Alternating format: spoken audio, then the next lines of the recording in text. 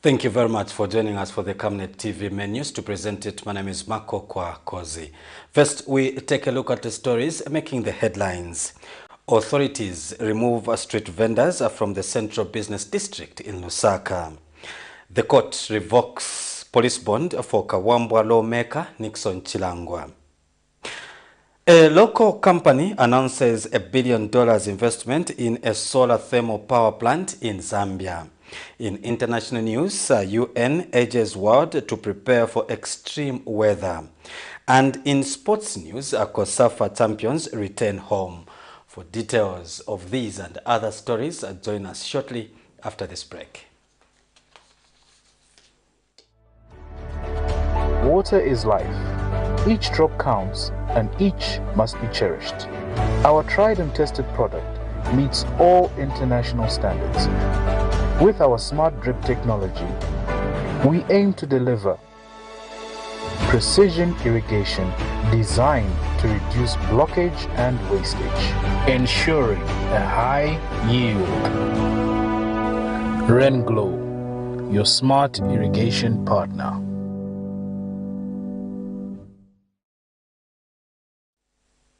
Thank you very much for joining us, and now the news in detail. Scores of Katuba residents have staged a protest over alleged sale of Katuba primary and secondary school land by a headman identified as Nswana and other officials. The residents have alleged that headwoman Nswana and Chibombo Mayor Newton Nyeleti sold the land to a Rwandese national who is claiming ownership and threatening to take legal action against the community. The residents have since appealed to the Ministry of Lands and Education to take interest in the illegal sale of land belonging to the two schools. But when contacted for a comment, Chibombo Mayor Newton Nyeleti denied being involved in the land saga. We have details in the following reports.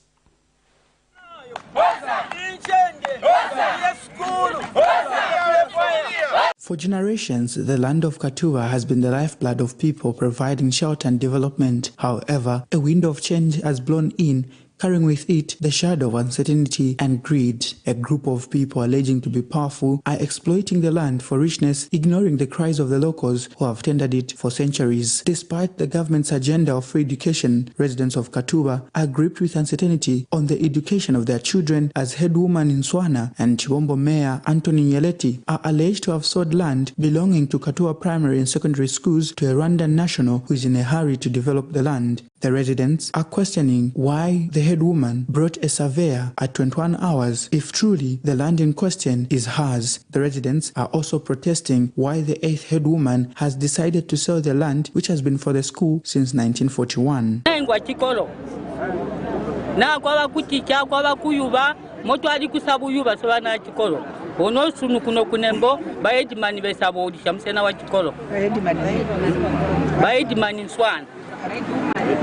Baedi woman Nswana.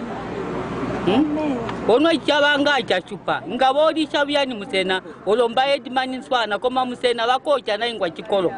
Balowe samuku wesa batalika kurisha. On a bridge here, you are out of bounds. Even the other bridge, you are out of bounds. Even the dam which is Kunyansuko, you are out of bounds. And this road, even in Tango, this road wasn't there. Kuna njira pantangu hapo yamnaona kupita na watu kwenda kwa meya so what and what. It was part of the school, and I'm surprised to see that now this place can be sold at the party we ever had money, not that one, because this place ever since it was meant for the school. Our community irete kuinda hapa na mfura ya suri. So chikoro eti abiriji cha chikoro. Bandu na tuwachiteo musena. Bandu na banamba 8, banamba 8. Balo baswa na banamba 1, 1941. Ana banamba 8. The Katuba residents are also appealing to the Ministry of Education and Lands to move in and help secure the land meant for the school. Ba area ino na bakansera bonse kufika na kuli wa president tifuna watitandize malwaya yasagulisiwe ni ya skulu tiyafuna isi orwanisha oswenka baboma kamuliko kamuwene akuwene kwamba ino bushukumbwe mkatupe kwamba CDF yaswa atumiyakira hii mbloko atumiyakire clinic olete amount mero wakatupakale target ya kwamba watanda kutuyakira clinic hapa ono irakuya kwa kuli clinic yo a police post because. But when contacted for a comment, Chibombo Mayor Anthony Yeleti refuted the claims. The council and me, which I run the council myself, I have got nothing to do with traditional land. The only thing that we do when the parcel of land comes to the council, we are divided through the plans committee to say this can take off and this can't. Meanwhile, head woman in Swana is reported sick and refuted the land claims through a representative. School, yeah, just similar to school, because if a family, if it is a pass school ya Katuba, maona, if it is a samalo aja kupasa, school ya Katuba, it's about 9 to 10 hectares, malo ya school. And Katuba area member of parliament Mwabashike Nkulukusa is on record of engaging Chief Mungole in resolving such challenges. Nelson Zulu for Camnet News, Katuba. Authorities in Lusaka have removed the street vendors from the central business district in what is seen as a move to bring sanity in the city. A team of officers from the Ministry of Local Government, Road Transport and Safety Agency and State Police swung into action Tuesday morning by destroying makeshift stores on one lane of Freedom Way, which were causing distraction to motorists. And some of the vendors spoken to who stormed the Lusaka City Council LCC offices have accused government of removing them without prior notice and alternative trading places. But Ministry of Local Government and Rural Development Permanent Secretary Technical Services Nicholas Piri says the move has been done after thorough consultations with stakeholders who agreed to bring sanity in the city. We have details in the following reports. They have moved unless they come to tell me that the cleanliness they have seen elsewhere is as a result of accident. This is National Union of Public and Private Educators of Zambia, NUPE's executive president, Victor Muyumba, about a week ago, expressing concern over the garbage situation in Lusaka's Central Business District, CBD. The garbage situation is mainly attributed to street vendors who are accused of dumping waste indiscriminately. And government Tuesday morning swung into action, removing the vendors from the streets. The vendors reached town to a shock as they were greeted by an unfamiliar sight of heavy police presence with their makeshift structures powered or displaced. President Hakainde Hichilema in January of 2022 halted a similar exercise, directing the Ministry of Local Government and Rural Development not to remove the street vendors from undesignated trading places until further consultations were held. The aggrieved vendors later stormed the Lusaka City Council LCC offices, demanding audience with Minister of Local Government and Rural Development Gary Nkombo, claiming there are no alternative trading spaces in town.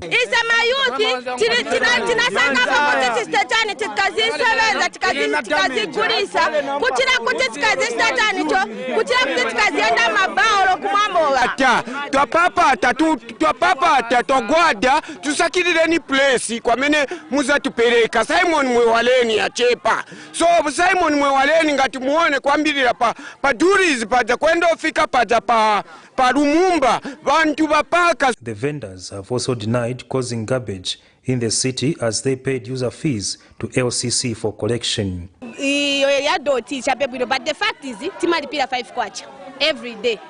Then vakanso vamene vaja ndio maikana vantu patu mapevers paja maonaka most of the time vakanso vamene vaja sivayola vavisiya sochabe. Leveled with the concerns of the vendors, Minister of Local Government and Rural Development Permanent Secretary Technical Services Nicholas Piri says the move comes after wider consultations. Even associations of street vendors and traders themselves did agree that the issue of law and order in the trading spaces had reached alarming levels, which was a threat to public health and public safety. Mr. Piri has also denied the assertion that there are no alternative trading spaces for the vendors in markets, adding that the illegality has to come to an end.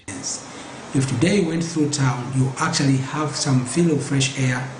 The roads have been decongested, and a lot more space has been, released.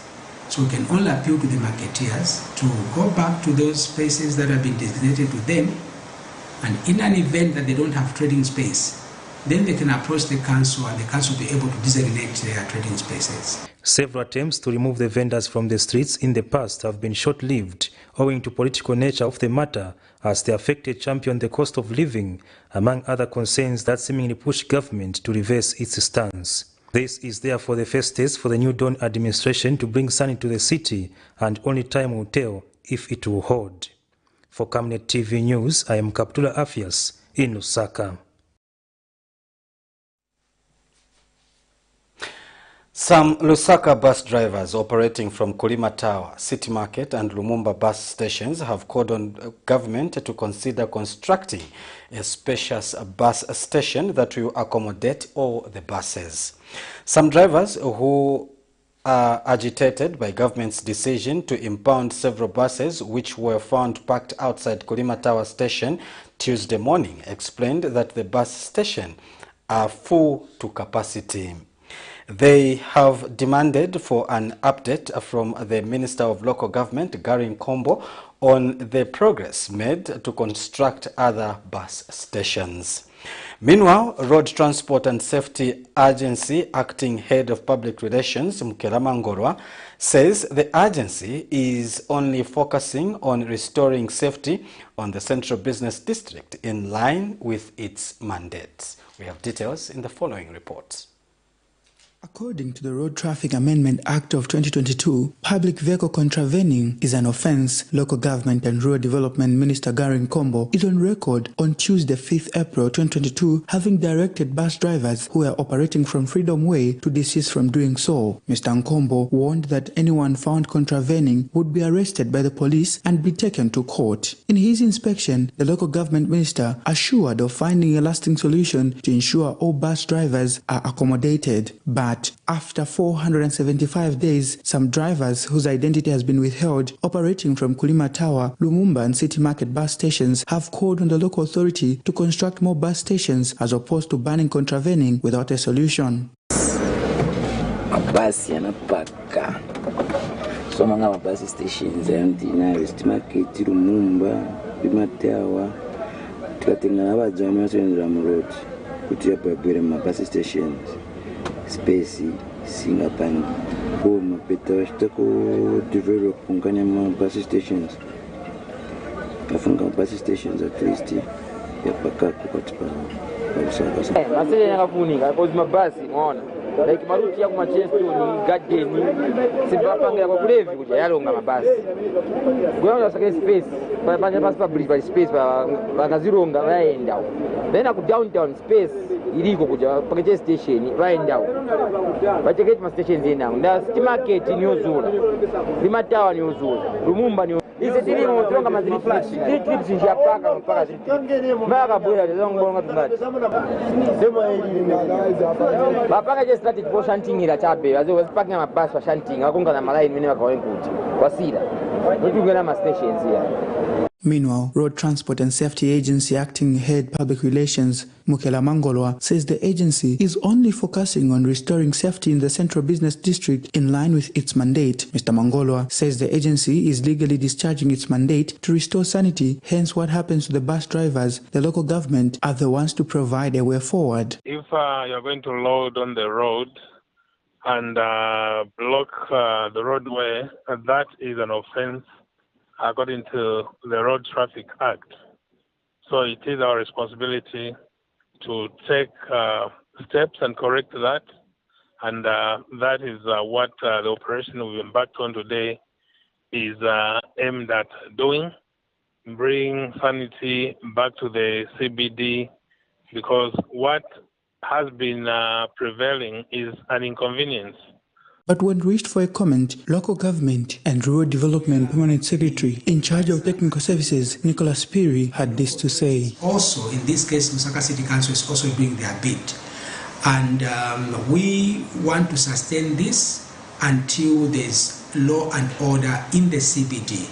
Let me also hasten to mention that even the level of safety to road users had been compromised because you had some roads that had been completely taken over by either the illegal, the buses contravening the parking rules, or indeed the people trading on the routes constructed at a very high cost to provide safe passage of vehicles. So this is a joint operation that we hope to sustain until we restore law and order in the CBD and the country as at large. Nelson Zulu for Camnet News, Lusaka.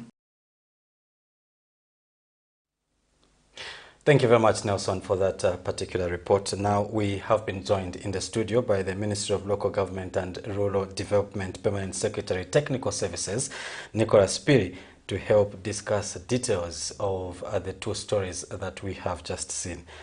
PS, thank you very much for making it. Welcome to this interview. Thank you very much, Comrade. Good evening to you, and good evening to our esteemed viewers. What we want to hear from you, PS, when going for this operation, did you warn the vendors, and were there any alternatives given to these vendors before the operation? Yeah, so thank you very much. You may wish to know that this operation started sometime last year. Mm-hmm. And what we did last year was to take a full inventory of the people trading on the street, as well as the available spaces for people to trade in. Mm-hmm. The second thing we did last year was to engage with the various associations of public transport operators to explore the alternatives. And we had several meetings at the ministry. Mm-hmm. Now, arising from those two engagements, we discovered that we have about 4,415 vendors on the street, and we have a database, full database for that. Mm-hmm.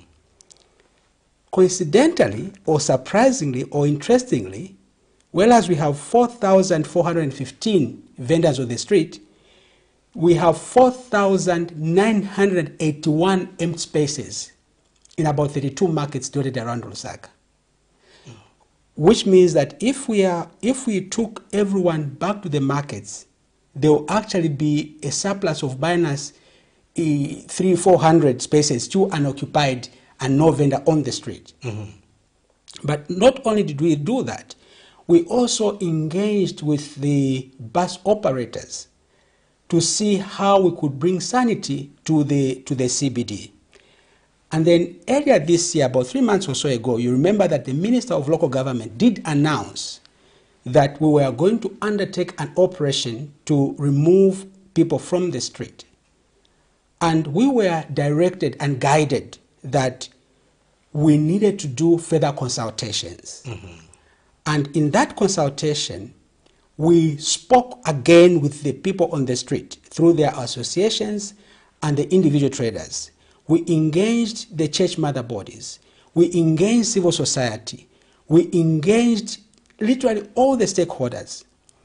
And the end product of that engagement and consultation was a clear aspiration by the people that they needed to, government needed to enforce the laws and regulations that relate to public health, that relate to trading, that relate to vending. And we have a lot of those laws already in the country. Mm-hmm. And so what you see today happen is not an abrupt thing. It is an operation that even colleagues that are trading on the street, the drivers driving on the street, are fully aware of, because we exhausted all the channels and platforms of engagement. Mm-hmm.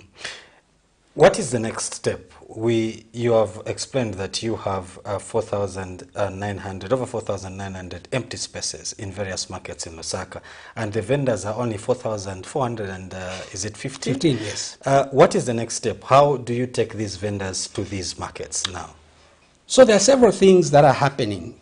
Some are immediate measures, mm-hmm. Others will be medium term, others will be long term. Subject to time, I can explain. So in the immediate, What we are doing is that we are accommodating each and every vendor that comes and says, now I want to trade in a designated place, I want to get a council license to trade.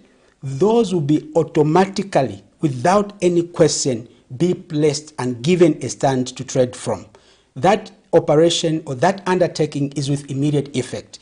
Even this afternoon, there are those that came to the office. We got their names because we already have the database. So we'll go to the database and compare with what we have on the database. We find their name there and we take them back to the designated places. Let me also hasten to mention, comrade, that most of these colleagues that are on the street today, they already have designated spaces in their respective markets, and they just decided to leave them. Now, that's one step. The second thing, which is in the mid-term to long-term, but maybe mid-term, is that the Simon Mwewa Lane market, that market, if it's all done, both the wing that is closer to the city market and the other wing, is able to take up to 2,600 marketeers. Again, that is additional space. And of those 2,600, we already have about 1,992 spaces that are ready for occupants now. The only thing we are finalizing are the small details on the drain system. Once that is done, by the end of August or maybe mid-August, that market, that space will also be made available. Now, those are immediate measures.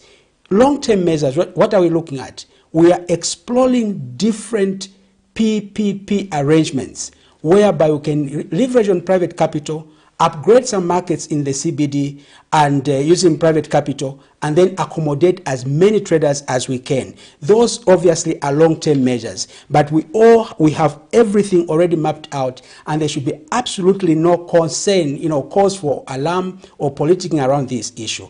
Let me just emphasize, comrade, that we are doing this in the best interest of the country. Let's not forget, we are just coming from a COVID disruption, which was spread by way of congestion, which was spread by way of airborne. And you saw how it disrupted almost all our livelihood coming to a standstill because of just one transmission of a public, health concern. And so we want to be proactive and not reactive situations. And this is why we are doing this. And we can only call upon the stakeholders to support their government, because their government means well, their government cares, their government wants to enforce the law and order as it is given to us through the people in Parliament that you elected to give us the laws. What sustainable measures have you put in place in order to ensure that we maintain this sanity in the streets of Lusaka? I think the most important measure from our part was to ensure that we have adequate spaces in the markets. Now, that's one part, and that's the easiest part. Sometimes people think that that is the most difficult part. That is the easiest part. The most difficult part is the mindset, the attitudes. Because, like I told you, there are people that literally leave the deserted place. They go to the street. But it also goes to those of us that buy from the street. By the way, there's an SI which was passed in 2018. It's called SI number 12 of 2018, which makes it an offense even for you that buy from the street. It makes it an offense. So both the person trading there and the person buying from the person trading in undesignated place, both of them are liable upon conviction.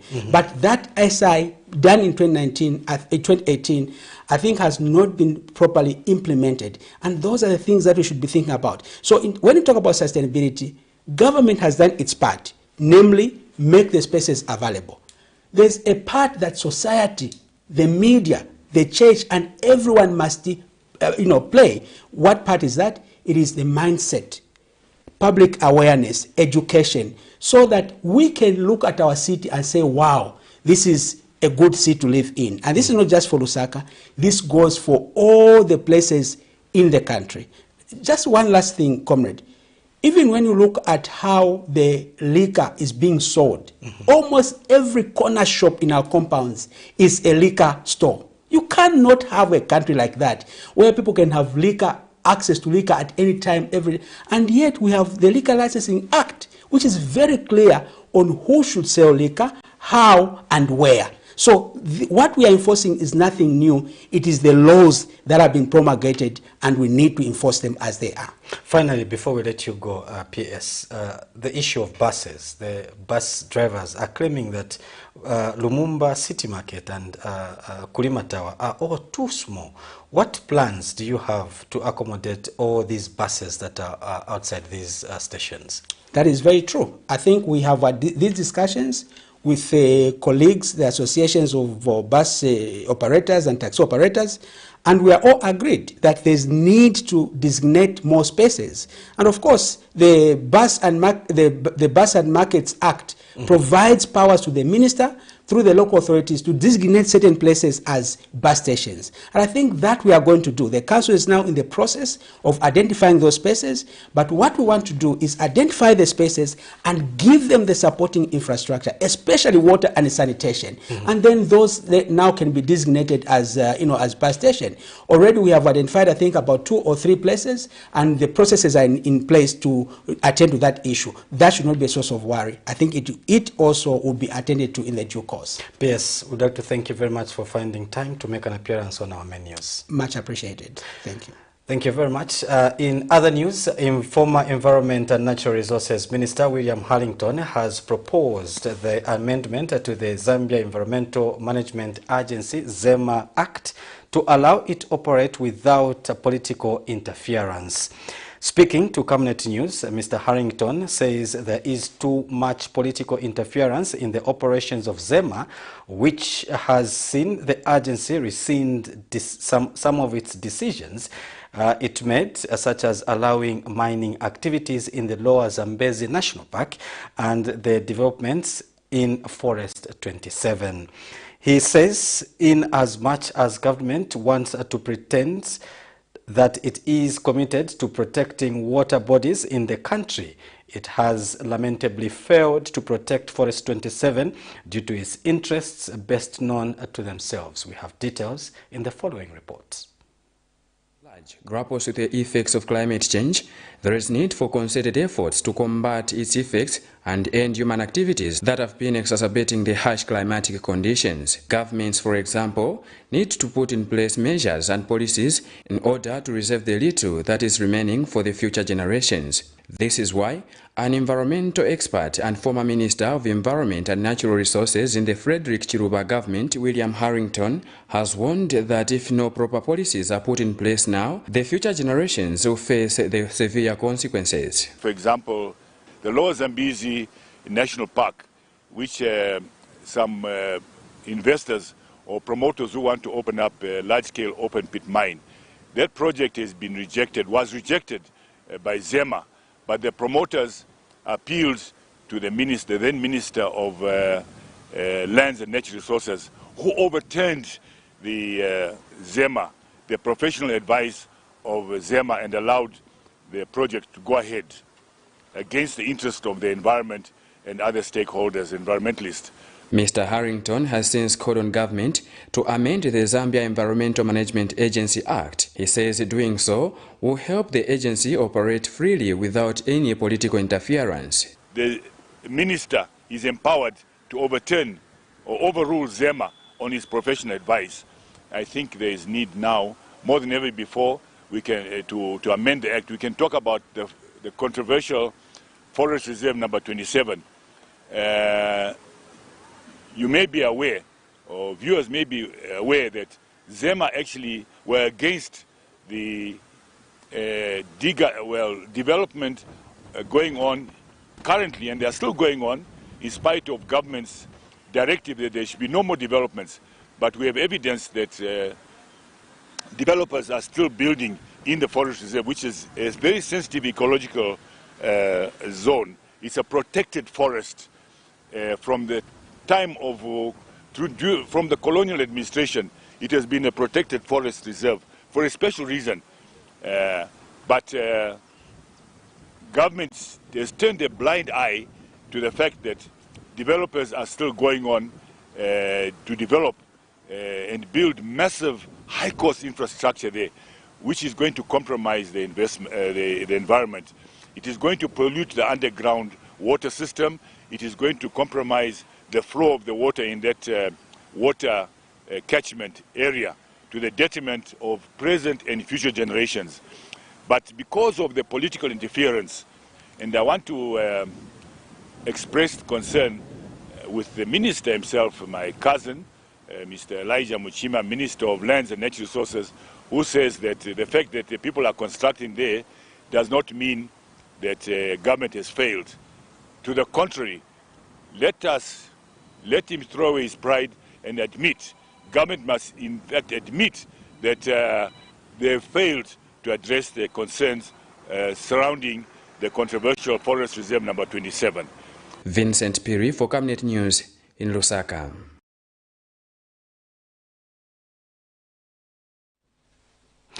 Zambia's power utility company ZESCO has signed a power purchase agreement with ACSG Wetlands Power Company Limited for the establishment of a solar thermal power project which will generate 500 plus 10 megawatts of electricity.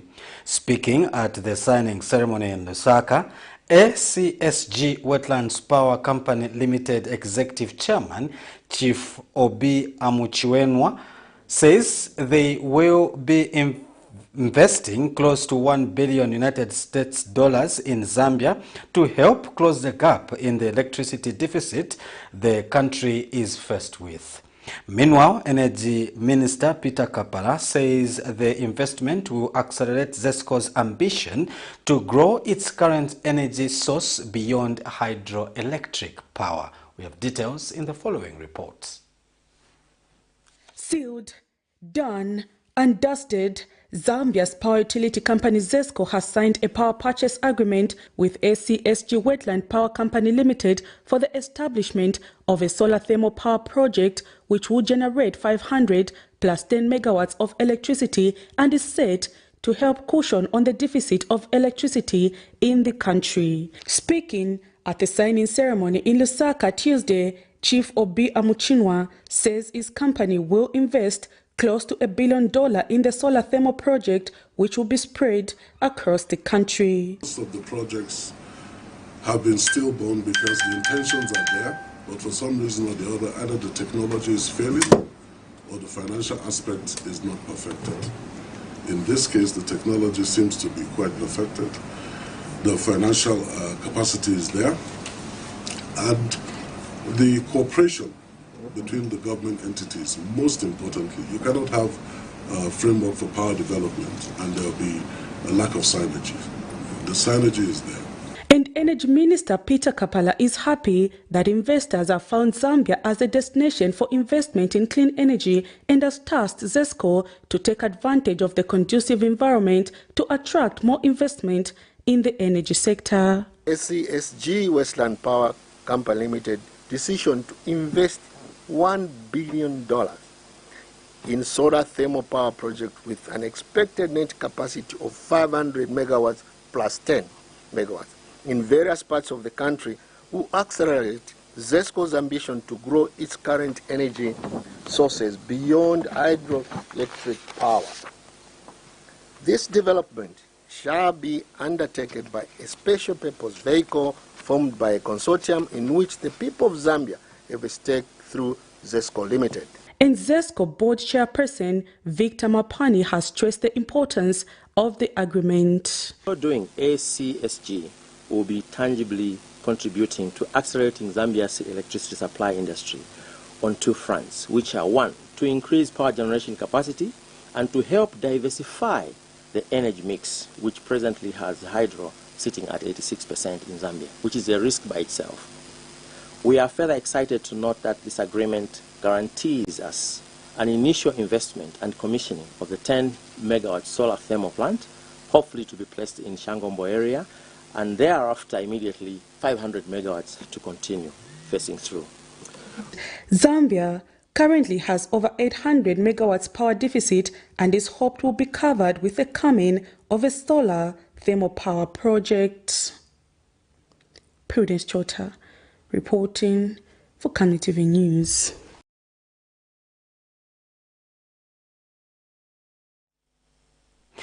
Socialist Party leader Fred Membe has alleged that the United Party for National Development UPND government must not be given another mandate to continue as they have failed to run the affairs of the country. Speaking when he met his party members in Chilangwa district, Mr. Membe says the UPND government has proved to be more corrupt than the previous regime. He alleges that the cost of living has gone up and that most common Zambians can no longer afford to have 3 decent meals in a day. Umulimo tukwete ukulu te unono ngata tuwombeshe aba nenso aba baleta lero bakwata another 5 years Zambia ya pwamulabeko aba nenso abaleta lero aba nabona olecha nabaleta kapatulula okotatwa mona poputwapokera obuntungwa Nshiletira tamwali akapatula mu Zambia emokali batatwafikire pa level tufikire polero. Corruption na inina. Corruption yali mu PF ya chepa. Ba PF bale ba petikasha bale ba ichalo chonse.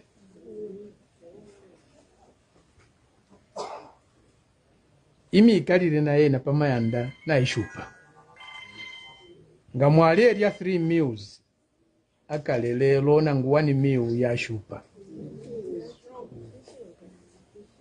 Elo abantu nga bale ya 1 meal o 1 meal ya shupa panganda. Bale abale shitisha pa market na bene fya kushitisha fya ya panshi. Kuli abaleo defi ya kushitisha na bene ama seoza aya panshi. Na mayo ngapwisho kushitisha pa market ale pita pa shop na ena ashita kutumotu mokutwala kunganda. Ngalefu mapa market na 5 kwacha na 10 kwacha finisha alashita. Ama sales ama tuma shop simuli na ena ayapa nshi. Ama sales ngali apanshi nenchitoshire.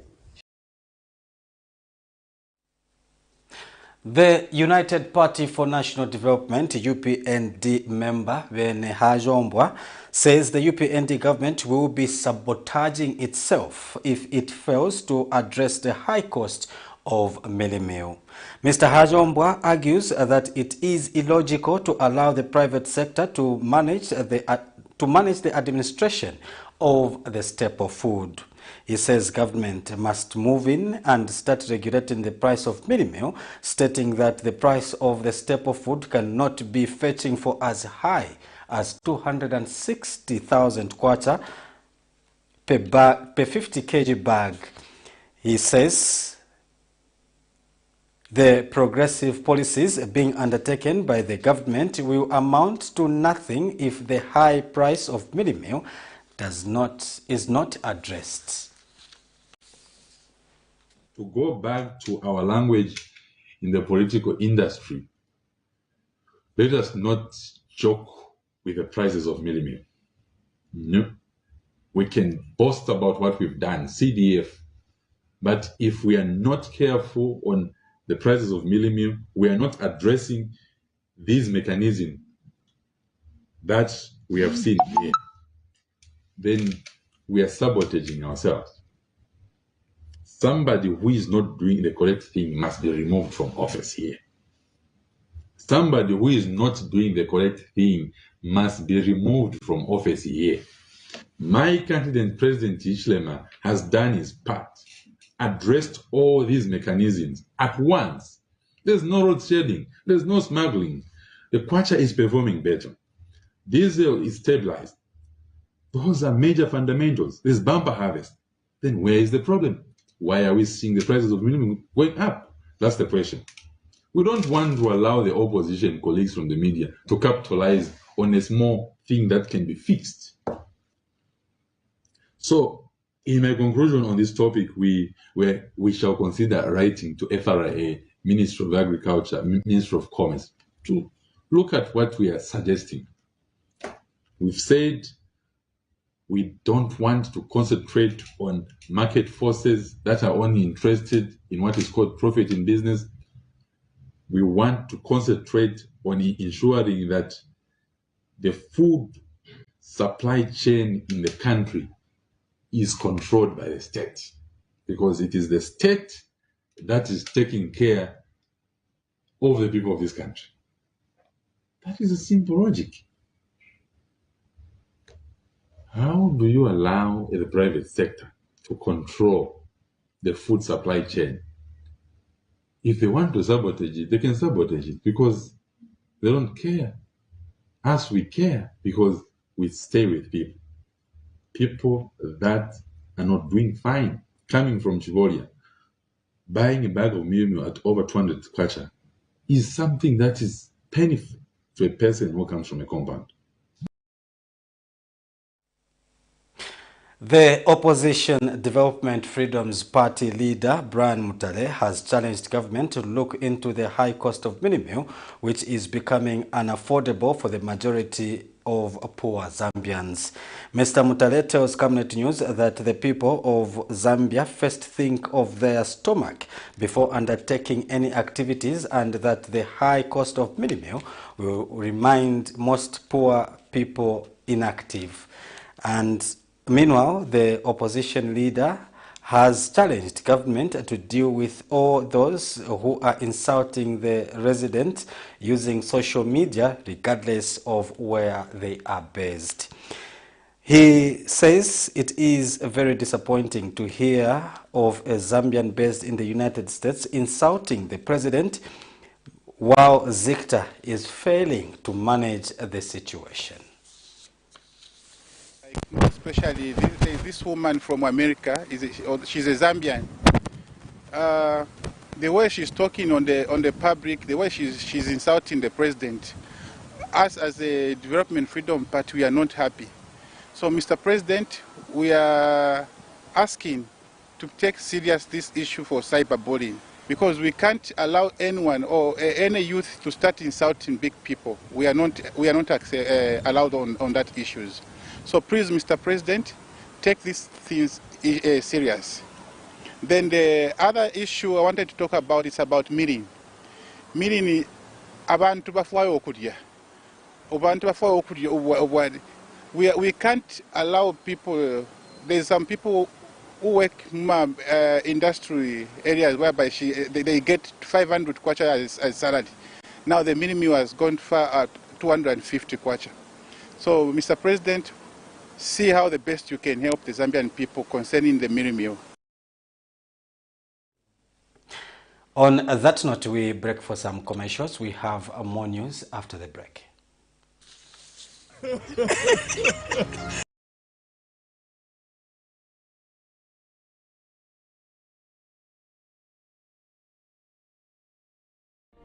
DEVOTE.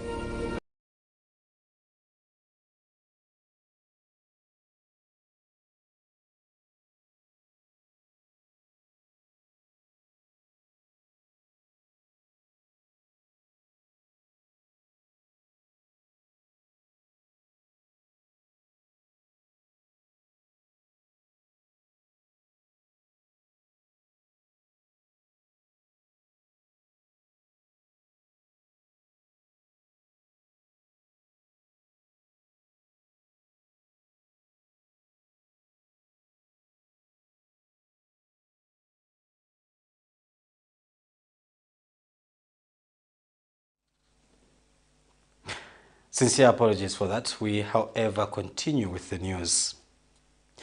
The KAWAMBWA Magistrate Court has revoked the police bond and sureties for KAWAMBWA Member of Parliament NICKSON CHILANGWA. Magistrate Martin Namushi cancelled Mr. Chilangwa's bonds and revoked his sureties after absconding court sessions for 3 consecutive sittings that led to the issuance of a bench warrant against him. This was in a matter that came up for ruling on whether to discharge the bench warrant issued against Mr. Chilangwa for missing court sittings since April of this year.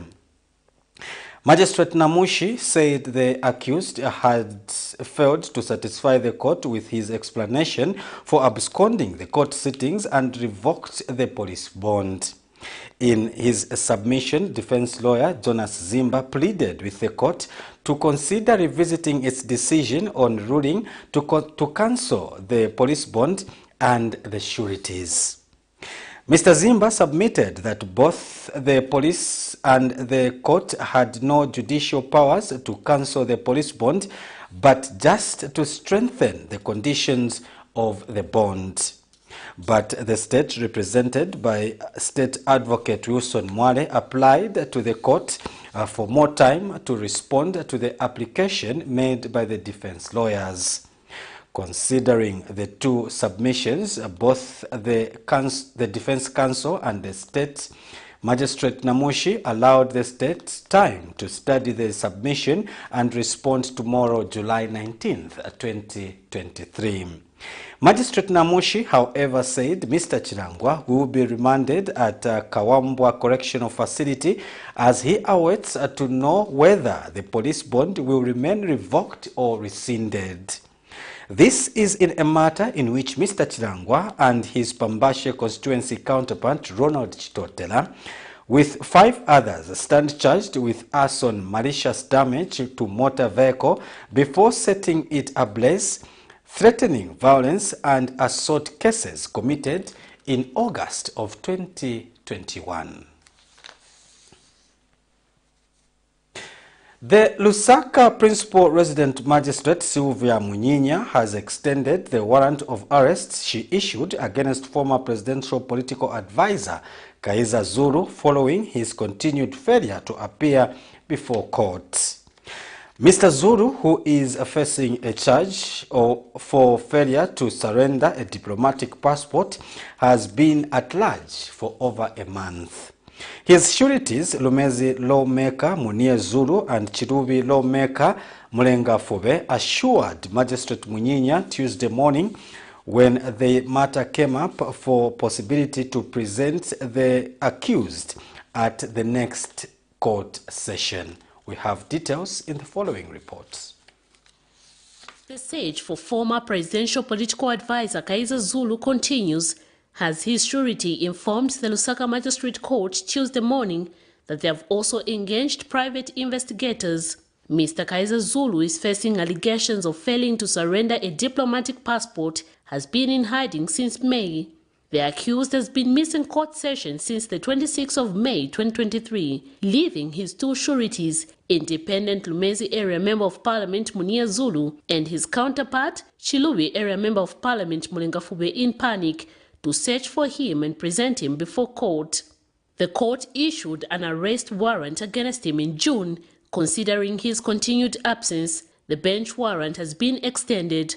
Magistrate Sylvia Munyinya extended the bench warrant after the 2 lawmakers this morning requested for more time to find the accused. The 2 sureties have assured Magistrate Munyinya that not all hope is lost, as they are doing everything possible within their means to ensure that they present the accused before court.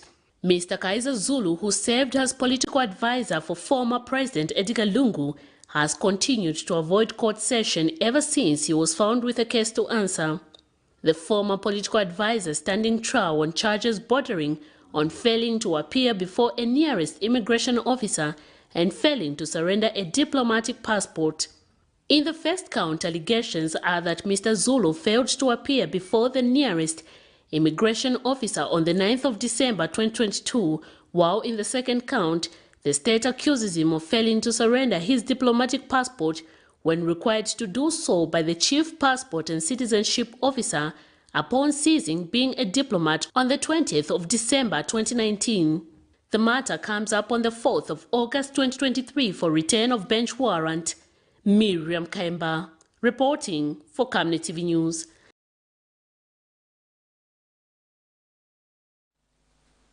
A senior court clerk has testified how a case record went missing at the subordinate court without their knowledge. Simutambo Sakala, who operates at the Lusaka Magistrate Court, narrated that in 2022 the Drug Enforcement Commission officers approached the judiciary seeking a record of a case file that involved former State House press aide Amos Chanda. Testifying in a case where Mr. Chanda is accused of theft and destroying evidence, the witness told Magistrate Irene Wishimanga that their search for the case record proved futile. In this case, Mr. Chanda is facing a charge of theft and destroying of evidence.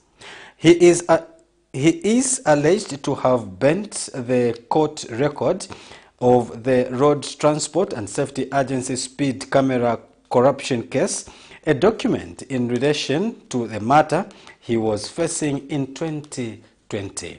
We have details in the following reports.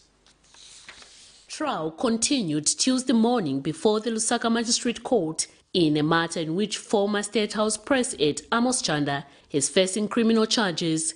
Giving evidence to court this morning was a senior court clerk who testified how a case record went missing at the subordinate court without their knowledge. Simutambo Sakala, who operates at the Lusaka Magistrate Court, narrated that in 2022, Drug Enforcement Commission officers approached the judiciary seeking record of a case file that involved former State House Press Aide Mr. Chanda. She told court that the said file record was scanned on the 12th of May 2020. This is in a matter in which the Drug Enforcement Commission has alleged that between the 12th of May 2020 and October 2022, Mr. Amos Chanda destroyed a court document, a charge he has denied. In a further testimony, the witness disclosed that they managed to retrieve a standard copy which they gave to the Drug Enforcement Commission officers, but the current status is that the record is missing. However, in cross-examination, the witness informed Magistrate Irene Wishimanga that she has never at any point saw Mr. Chanda at their office searching for the said document. The state accuses Mr. Chanda of theft and destroying of evidence. He is alleged to have bent a court record on the Road Transport and Safety Agency speed camera corruption case, a document in relation to a matter he was facing in 2020. The matter stands adjourned. Miriam Kaimba, reporting for Camnet TV News.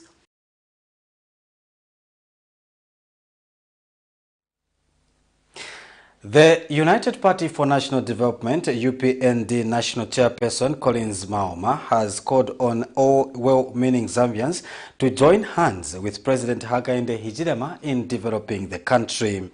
Speaking when he welcomed former Movement for Multi-Party Democracy, MMD Deputy Secretary General Gregory Mofu and former Democratic Congress NDC Chairperson for Education George Mburo into the UPND, Mr. Maoma says President Hichilema needs everyone's support in developing all corners of the country.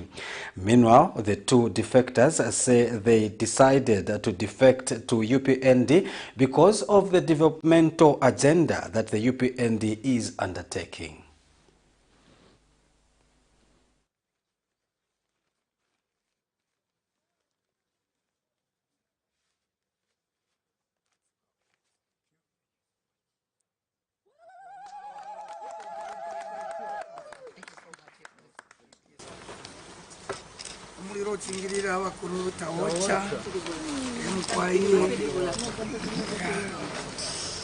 I've come to join the UPND because the UPND is the party of choice. When you throw a stone in any direction in Zambia right now, it will fall near a UPND-initiated project, which shows that His Excellency Hakainde Hichilema and the New Dawn government means business. The President and the party and the government have done what our colleagues failed to do in 10 years. So it is only unethical, devilish, not to support the party and the President. His Excellency has the heart for the people. For your information, I'm the first person in Zambia who paid boarding fee. 1986, we started paying boarding fee. And people have been paying boarding fees. But here comes the President and he says we have removed boarding fees. We have put the CDF, the money from CDF will be catering for boarding fees. Here is money, is the President, Dr. Hakainde Hichilema, who says we have increased the CDF from 1.3 million to 28.3 million. We can't give an applause. Those are the things that we wanted when we were in opposition. It is very clear that when you look around, except only those with the defunct and the blared lenses are failing to see what President Hakainde is doing to this country. If you look around, the people of Zambia this time around, they have come to realize that this man, President Hakainde Hichilema, the new Dawn government, the UPND government, is there for the people of Zambia. This is the reason why today you find these people coming to join this party. And I can assure you that these are not the last one, because people of Zambia are able now to see the commitment that was made in 2020, before 2021. We are seeing CDF. It doesn't matter which province you are coming from, which district across the country. When President Hakainde says we are going to unite this country, this is what he meant. The development is going everywhere, unlike the way it was in the past, but not for President Hakainde. President Hakainde Hichilema is bringing everyone on board. And we would like to ask the people of Zambia to say, please, people of Zambia, let's rally behind President Hakainde Hichilema, because he means very well to this country. He means well to the people of Zambia. On that note, we take another set of commercials. Still ahead, we have international and sports news. Don't go away. Water is life. Each drop counts, and each must be cherished. Our tried and tested product meets all international standards. With our smart drip technology, we aim to deliver precision irrigation designed to reduce blockage and wastage, ensuring a high yield. RenGlow, your smart irrigation partner. Every Monday to Thursday afternoon, join us for the Lunchtime Cafe. We get to bring to you emerging stories making the headlines, midday news, and we remind you of what political leaders and governance actors said back in the days. In Forgotten Stories, we emphasize to you the importance of eating healthy foods and leading healthy lifestyles on the Nutrition Corner. Get the latest updates in sports and critical interviews. Because we value your contribution to national matters, we accord you an opportunity to share your perspectives during the viewers' reactions. The Camnet TV Lunchtime Cafe is an all-inclusive buffet. Camnet TV, not just another channel.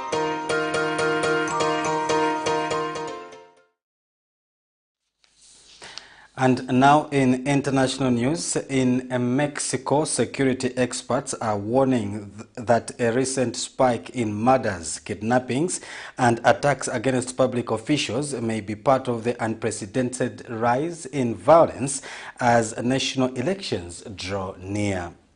They say criminal groups may already be exploiting electoral competition as they vie for impunity and power. For this and other international stories, we have a roundup. The UN alerted on Tuesday for the need to prepare for more intense heat waves, urging everyone to draw up their own contingency plans to cope with extreme temperatures, day and night.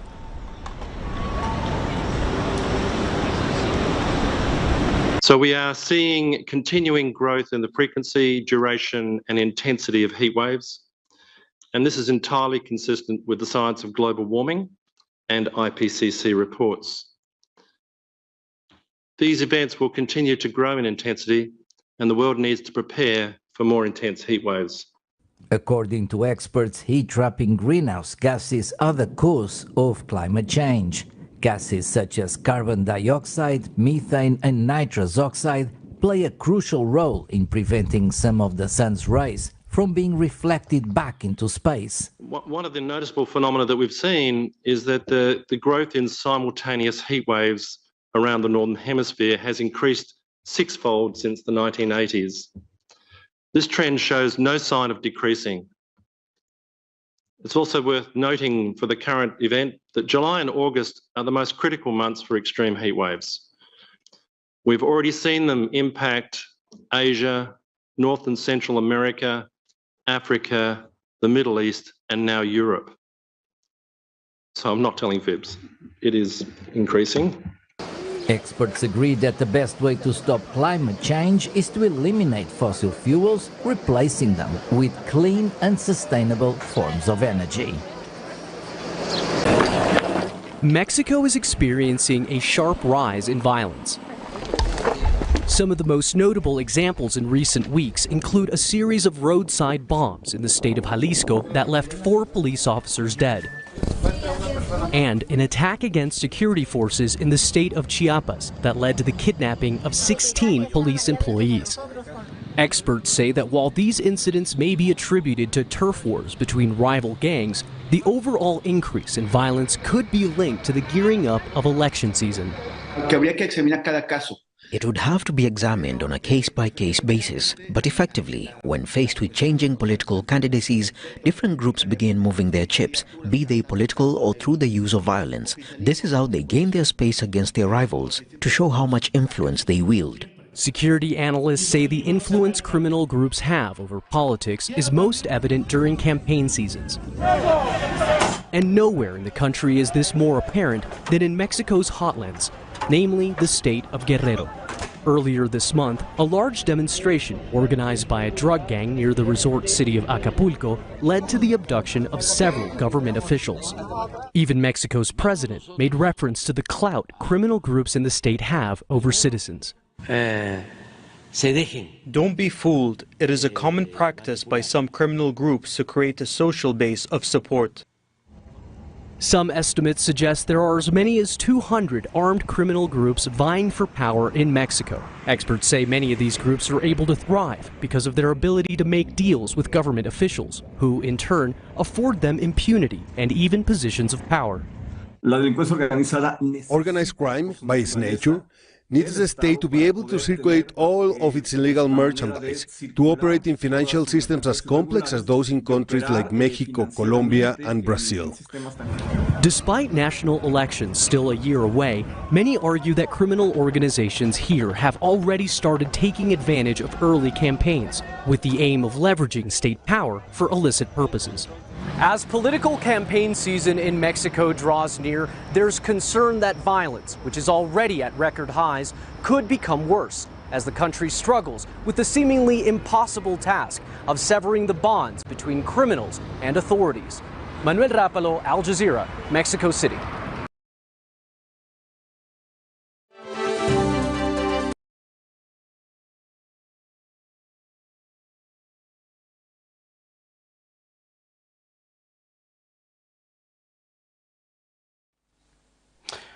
And in sports news, the newly crowned COSAFA champions, the Zambia national football team, have arrived back in the country after successfully defending the crown. They won in Durban last year and became record 7-time winners after the 26-year-old regional championship. The team arrived at 12:45 hours aboard the South African Airways flight and were greeted to a heroic welcome at Kenneth Kaunda International Airport by Sports Minister Elvis Nkandu and Vice President Andrew Kamanga leading the welcome. And the minister says he is confident that the achievement will also inspire the women's national team to perform better as they start their journey at the FIFA Women's World Cup. Mr. Nkandu says a lot of countries wanted to win this year's COSAFA title, but that the team stood strong and defended it with pride. Meanwhile, Vice President Andrew Kamanga says the association is proud of the team's achievement. And team representative Benedict Chepeshi has thanked FAZ and the government for the support rendered throughout the tournament.